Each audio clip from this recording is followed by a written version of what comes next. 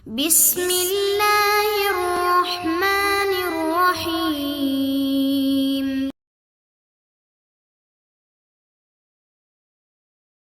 Hadis yang ke-36 an Shaddad bin Ausin radhiyallahu anhu qala Rasulullah sallallahu alaihi wasallam, innallaha, sesungguhnya Allah Ta'ala, katabal ihsana, telah mewajibkan berbuat baik, ala kulli syai'in, dalam segala sesuatu.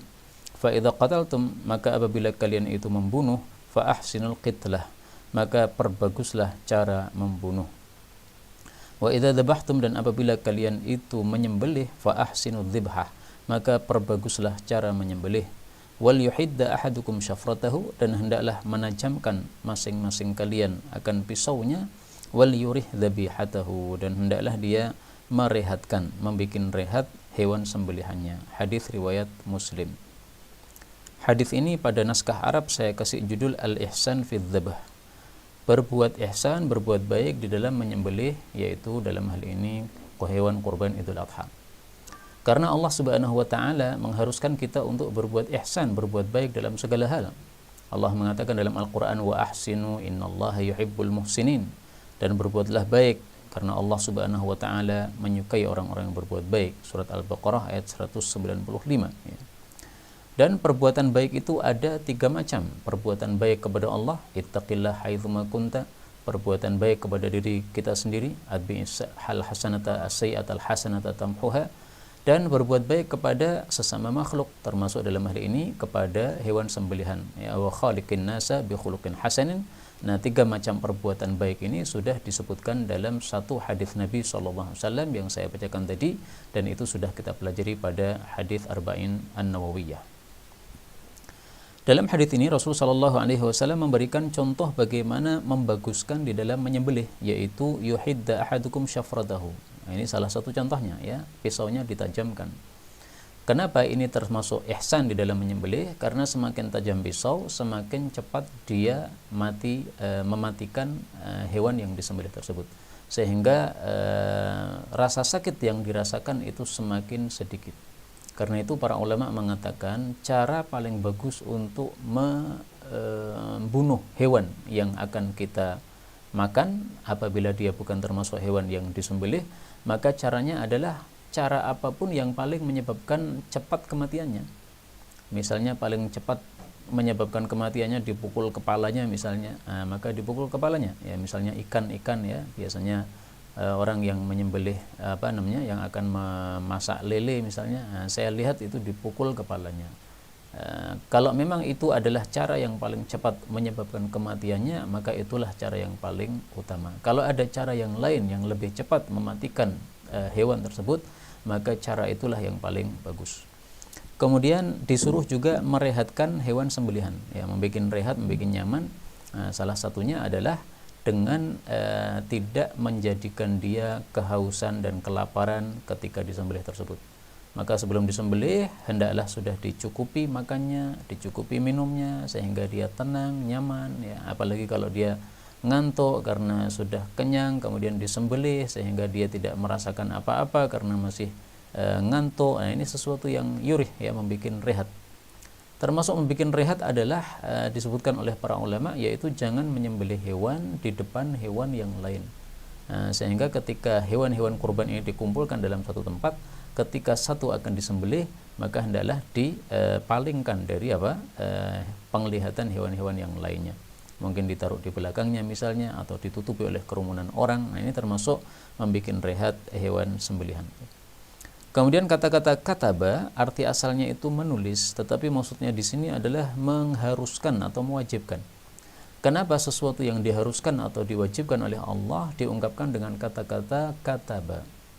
Dijelaskan oleh Imam Mawardi bahwasanya karena segala sesuatu yang diwajibkan oleh Allah itu sudah ada tulisannya, ya, sudah tertulis di dalam Allahul Mahfuz. Maka ketika Allah mengatakan kutiba alaikumusiyam, diwajibkan atas kalian puasa Ramadan, ya, maka kewajiban puasa Ramadan itu sudah kutiba, sudah tertulis dalam Allahul Mahfuz juga. Wallahu a'lam bissawab. Hadis berikutnya hadis 37, al-haditsus sabi' wa thalathun. An Ibnu Abbas radhiyallahu anhuma qala Rasulullah sallallahu alaihi wasallam, Aturidu, apakah engkau hendak, apakah engkau ingin, antumitaha, untuk mematikan hewanmu, mautatin, beberapa kali kematian. Halla haddatta, kenapakah engkau tidak menajamkan syafrataka, pisaumu, qabla an tudji'aha, sebelum engkau menidurkan hewan tersebut. Hadis diriwayatkan oleh Al-Hakim. Dan kalau hadis diriwayatkan Hakim, yaitu dalam kitab Mustadraknya, maka berarti hadis itu sahih menurut Al-Hakim, karena beliau kumpulkan dalam kitab Mustadrak ini hadis-hadis yang sahih yang belum ada dalam Bukhari dan Muslim. Hadis ini menunjukkan bahwa tidak boleh kita menajamkan pisau di depan hewan yang akan kita sembelih. Jadi kasus hadis ini, ada seorang sahabat Nabi akan menyembelih hewan korban, kemudian hewannya dijatuhkan dulu. Nah, begitu sudah jatuh, begitu sudah siap disembelih, baru dia tajamkan. Nah, maka ini salahnya dua kali ya. Menajamkannya waktunya tidak tepat. Semestinya sebelum ditidurkan hewan tersebut sudah ditajamkan dulu. Jadi ini terbalik ya. Semestinya A baru B, ya ini dia lakukan B baru A, terbalik. Kemudian salah yang kedua adalah dia tajamkan di depan hewan tersebut. Nah, ini termasuk perbuatan yang tidak ihsan. Nabi mengatakan, apakah kamu ingin mematikannya beberapa kali mati? Artinya mati pertama adalah mati ketakutan. Mati kedua, mati ketakutan lagi, karena ditajamkan bersuara pisaunya, sreng, nah, seret. Nah, ini ketakutan, menyebabkan ketakutan.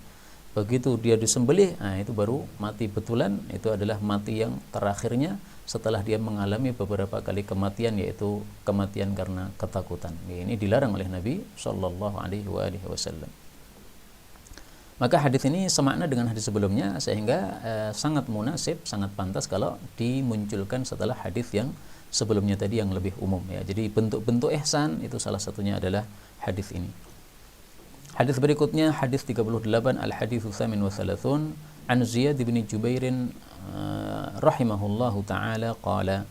Ini saya doakan rahimahullah karena dia seorang tabi'in ya. Ra'aitu ibn Umar radhiyallahu anhuma, aku melihat Ibnu Umar radhiyallahu anhuma, ata ala rajulin, mendatangi seorang laki-laki dewasa, qad anakha badanatahu, dia sudah menderumkan ontanya, yanharuha, dia akan menyembelihnya. Qala, maka Ibnu Umar mengatakan, ib'athha, bangkitkanlah onta kamu ini, qiyaman, dalam keadaan berdiri, muqayyadatan, dalam keadaan terikat, sunnata Muhammadin, sebagai sunnahnya Nabi Muhammad sallallahu alaihi wasallam. Hadis ini muttafaqun alaih. Dan makna muqayyadah, terikat, itu maksudnya ma'qulata, terikat al-yadil yusra, kakinya yang kiri atau tangannya yang kiri ya. Kalau diterjemah itu kaki, itu maksudnya adalah kaki yang depan ya, karena tangannya adalah yang depannya. Inilah cara menyembelih unta sesuai sunnah Rasul sallallahu alaihi wasallam. Sunnahnya 3 ya. Pertama, disembelih dalam kondisi qiyaman, berdiri.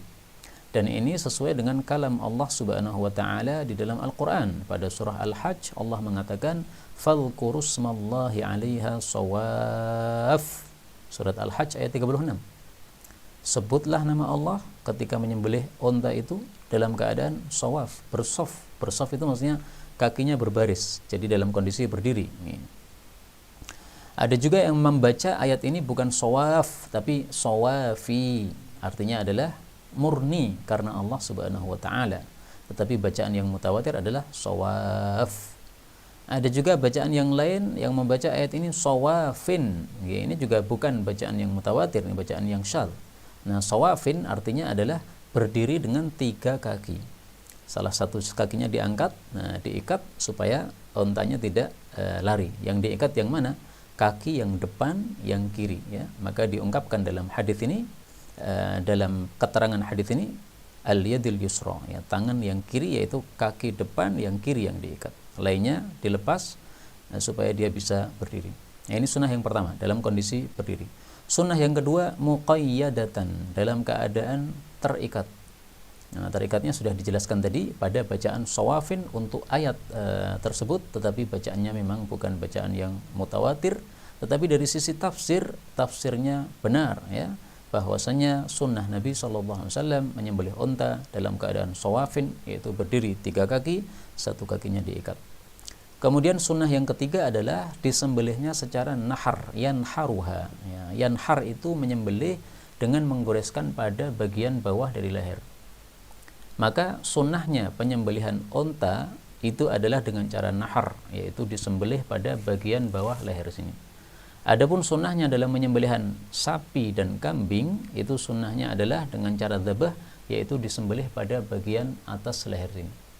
Meskipun cara ini kalau dibolak-balik itu tetap sah, tetap halal dagingnya, tidak ada masalah. Tetapi yang paling afdal adalah untuk unta nahar, sementara untuk kambing dan sapi dengan cara dzabah.